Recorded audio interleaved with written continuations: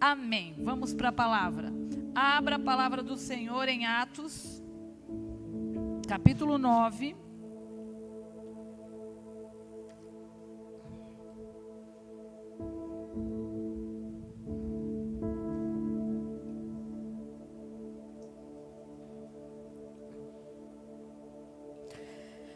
Diz assim: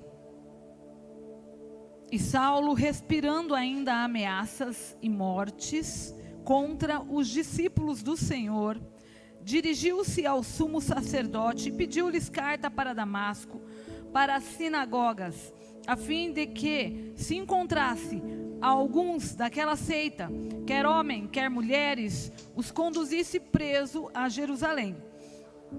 E indo no caminho, aconteceu que, chegando perto de Damasco, subitamente o cercou um resplendor de luz do céu, e caindo em terra, ouviu uma voz que lhe dizia: Saulo, Saulo, por que me persegues? E ele disse: quem és, Senhor? E disse o Senhor: eu sou Jesus, a quem tu persegues. Duro é para ti recalcitrar contra os aguilhões. E ele, tremendo e atônito, disse: Senhor, que queres que faça? E disse-lhe o Senhor: levanta-te, entra na cidade, e lá te será dito o que te convém fazer. E os varões que iam com ele pararam espantados, ouvindo a voz, mas não vendo ninguém. E Saulo levantou-se da terra, e abrindo os olhos, não via a ninguém. E guiando-o pela mão, o conduziram a Damasco. E este esteve 3 dias sem ver, e não comeu nem bebeu. E havia em Damasco um certo discípulo, chamado Ananias. E disse-lhe o Senhor em visão: Ananias. Ele respondeu: eis-me aqui, Senhor. E disse-lhe o Senhor: levanta-te e vai à rua chamada direita, e pergunta em casa de Judas por um homem de Tarso chamado Saulo, pois eis que ele está orando. E numa visão ele viu que entrava um homem chamado Ananias, e punha sobre ele a mão para que tornasse a ver. E respondeu Ananias: Senhor, há muito ouvi acerca deste homem, quantos males tem feito aos teus santos em Jerusalém. E aqui tem poder dos principais dos sacerdotes para prender a todos os que invocam o teu nome. Disse-lhe, porém, o Senhor: vai, porque este é para mim vaso escolhido, para levar o meu nome diante dos gentios e dos reis e dos filhos de Israel. E eu lhe mostrarei quanto deve padecer pelo meu nome. E Ananias foi e entrou na casa, e impondo-lhes as mãos, disse: irmão Saulo, o Senhor Jesus, que te apareceu no caminho por onde vinhas, me enviou para que tornes a ver e sejas cheio do Espírito Santo. E logo lhe caíram dos olhos como que uma escamas, e recuperou a vista, e levantando-se foi batizado. Aqui nós vemos um homem chamado Saulo. É que eu olhei, tentei olhar as horas e eu não enxerguei, só para avisar. Eu olhei lá, não enxerguei as horas. Nós vemos aqui, neste texto, um homem chamado Saulo, e onde ele estava indo a uma viagem criminosa, né? Porque ele estava querendo acabar com o povo cristão, o povo que havia reconhecido Jesus Cristo. Então, ele estava indo a caminho de Damasco, aonde ele pediu autorização para qualquer cristão que ele encontrasse lá, ele então trouxesse para Jerusalém para os prender e açoitar. Agora imaginemos aqui então, nós, né, nos dias de hoje, dentro de um templo, orando, buscando ao Senhor Jesus, e entrar autoridades com metralhadoras, né, e dizendo: levantem-se, levantem-se, vão para o saguão, vão saindo todo mundo, porque vocês serão levados para a cidade, e lá serão, se não negarem essa religião, se não negarem a Jesus, vocês serão presos, açoitados. Era isso que Saulo estava fazendo. Era este o empenho deste homem Saulo, acabar com os cristãos. Porém, ele era um zeloso da lei, um judeu praticante, e ele estava para ele defendendo o Deus a qual ele cria e da forma que ele então entendia. E ele foi a este caminho. Nós vemos o quê? Que ele fez um plano. Com certeza, a comitiva que foi com ele conversou, ele falou qual era a ideia, o projeto. E você percebe que até então ele não foi impedido. Porém, quando ele estava quase chegando em Damasco, ele que comandava tudo, ele então é confrontado. E ele então se depara com essa luz forte, ele cai, como nós lemos no texto, e ele reconhece, quando ele pergunta: quem és? E Jesus responde: eu sou Jesus, a quem você me persegue. Naquele momento, ele reconheceu. Naquele momento, ele teve ali um encontro real, ainda que não entendendo muita coisa, atônito, né? Ele teve ali um encontro. E ele recebe então dessa voz, que era Jesus, um direcionamento do que ele deveria fazer, que era ir à rua direita e ir na casa desse tal Judas. E queridos, ao mesmo tempo, Jesus está dando uma visão para Ananias. Ao mesmo tempo, Jesus está ali dando uma visão para Ananias, como nós lemos no texto. E o que eu então vejo? Eu vejo dois personagens, tendo um encontro com Jesus, tendo a sua vida, a qual ele escolheu para viver, sendo ali parada, para que o propósito de Deus se cumprisse. Saulo estava escolhendo seus próprios caminhos, com a sua altivez, com a sua arrogância, com as suas razões, e o Senhor Jesus então vai de encontro com ele. Então, o que nós vemos? Que muitas vezes nós estamos aí falando de Jesus, nós estamos aí querendo ver a salvação na nossa casa, na nossa família, com os amigos. Qual é a nossa função? Não abrir mão. Ou talvez você é o Saulo, que aqui está, que tomou vários rumos na vida.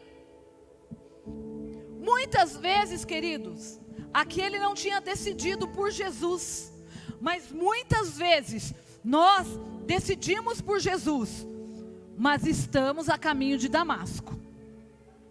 Nós decidimos por Jesus, mas estamos tomando um caminho a qual não é o caminho que o Senhor Jesus traçou para nós.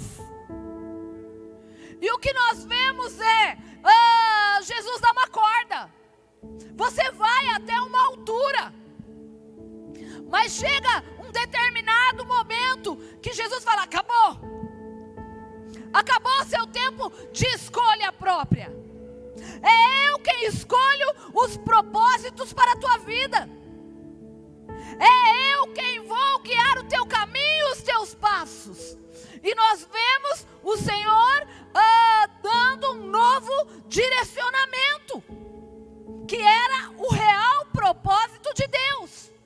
E muitas vezes isso pode estar ocorrendo conosco, ainda que dentro da casa do Senhor, tomando rumos a qual não é o rumo que o Senhor preparou, aparelhou para você. Então nós vemos o quê? Ainda que ele cai do cavalo, ainda que ele fica cego,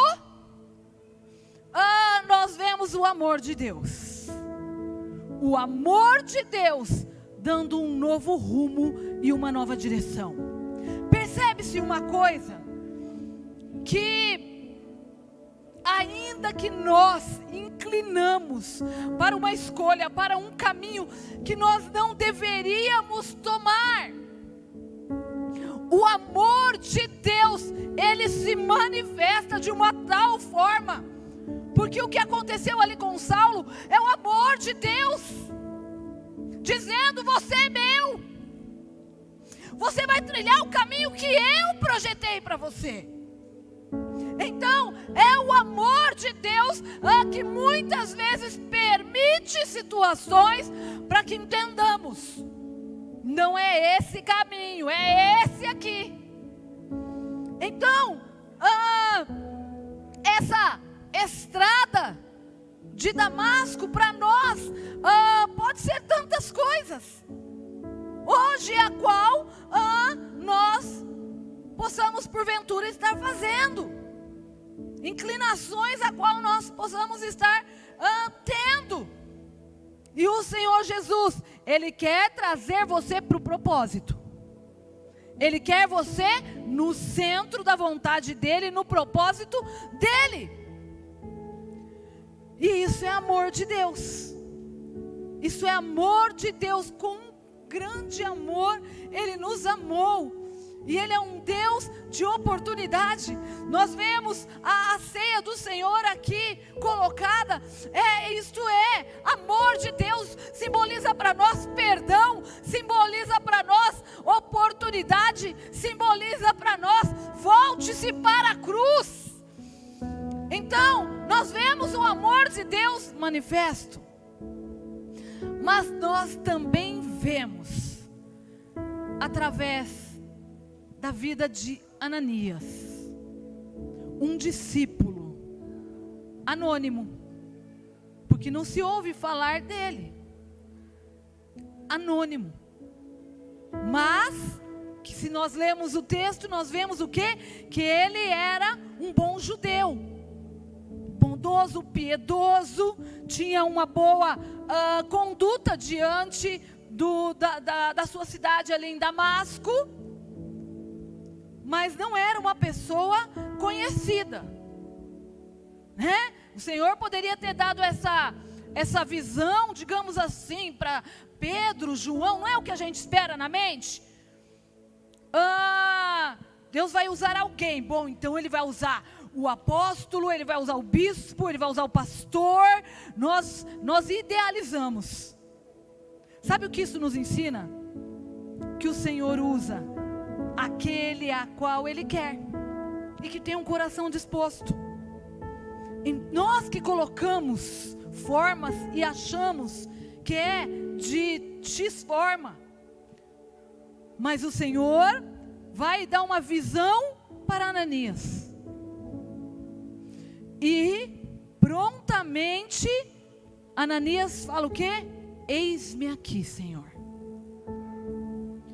Sabe o que nós aprendemos com isso?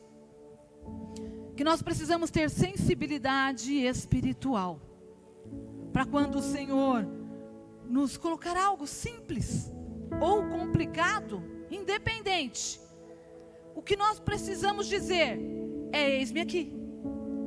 Então nós vemos em Ananias, discípulo de Jesus. Nós somos discípulos de Jesus, seguidores de Jesus. O que então o Senhor Jesus espera ver em mim e você? Disposição. Disposição e dizer: eis-me aqui, Senhor. Aí quando então ele conta na visão, no sonho, a missão para Ananias, Ananias se opõe. Ele diz, com as minhas palavras: Senhor, ele matou os meus amigos, açoitou a nós que estamos levando a mensagem do Senhor. Peraí, ele está lá, cego, não é melhor deixar ele cego? Vamos deixar ele cego, porque é mais seguro para nós. Qualquer situação, nós falaríamos isso. Meu Deus, entrou aqui com metralhadora. Porque isso lá em Jerusalém, nessa época, era comum eles entrarem, açoitarem, levarem. Era isso que eles estavam vivendo. Eles estavam vivendo um caos.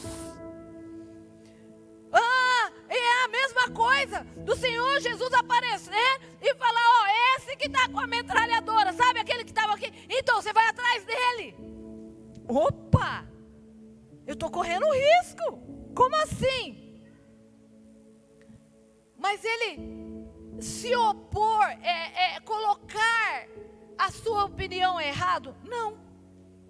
Ele simplesmente falou: Jesus, ele é aquele lá que está perseguindo os cristãos e que agora está em Damasco justamente para acabar. E o que Jesus responde? Sim, levanta-te e vai agora. E ele simplesmente levanta e vai. Então que o Senhor, a oposição, ela não é desobediência. Ela foi uma argumentação daquilo que ele sabia que estava ocorrendo. Então vai que Jesus não estava sabendo. Deixa eu falar para ele, Acho que Jesus não está sabendo o que está acontecendo aqui. Então eu vou deixar ele a par dessa situação. Porque o medo falou, com certeza. Não é assim quando o Senhor fala assim: eu te levantei, eu te chamei, você vai fazer isso, vai fazer aquilo, você vai lá, você vai falar. A primeira coisa, vem o medo da insegurança, da timidez. Será que sou eu, não é? Aquele ali? Eis-me aqui, envia aquele ali. Não, eis-me aqui, envia-me a mim. E nós vemos o quê? Obediência nesse discípulo. Então, o que nós precisamos ter como um discípulo de Jesus? Audição espiritual. Saber quando ele está falando. Ter sensibilidade para ouvir quando ele está dando um envio. E quando eu ouço o envio, eu tenho que obedecer. Assim que Jesus então falou: levanta-te e vai, ele não questionou mais. Entendi. É para eu fazer mesmo. Ele não falou: e se eu morrer, Senhor? Eu vou orar por ele, porque o Senhor ainda fala o que ele vai fazer. Você vai orar por ele. Inclusive, para tranquilizar, eu creio que na visão o Senhor já deu tudo mastigado. Inclusive, ele também já recebeu uma visão lá em sonho, que você, Ananias, um Ananias vai chegar e vai orar por ele. E vai impor as mãos sobre ele. Então, mas na verdade, ele não tinha nada concreto na sua mão, era uma visão. Então, e se ele chegasse lá, então na mentalidade humana, e ele não me receber bem, porque afinal ele é um assassino. Mas ele não questionou. Ele obedeceu e ele foi. Então nós precisamos ter esse perfil como discípulo. Não questionar, ir. E quando ele chega lá, o que acontece? Ele fala: meu irmão Saulo, o Senhor me enviou aqui.